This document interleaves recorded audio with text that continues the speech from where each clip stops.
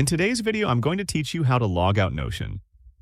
Logging out of Notion is a simple process, but it's important to do it correctly to ensure your account and workspace remain secure.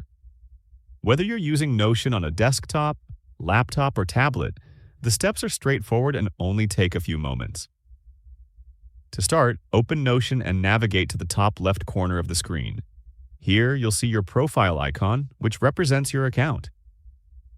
Clicking on this icon will open a small menu with various account and workspace options. This menu gives you access to settings, help, and other important tools. But for this tutorial, we're focusing on logging out. Once the menu is open, look for the Logout option. Clicking Logout will trigger a confirmation message from Notion. This message is important because it reminds you that logging out will temporarily restrict access to your workspaces. You will need to log back in to access all your pages and data again, so make sure you're ready before confirming. If you're certain that you want to log out, click the Logout button on the confirmation prompt. Notion will then process your request and log you out of your account.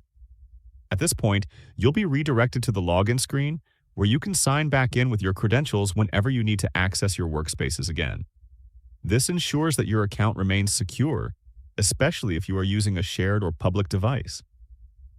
It's good practice to log out when you're done using Notion on a device that others might have access to.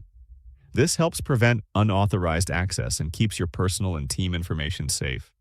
Remember, logging out does not delete any of your data or affect your saved projects. It simply ends your current session. And that's it.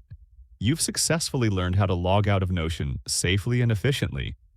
This small step helps maintain the security of your account and ensures that your workspaces remain protected at all times.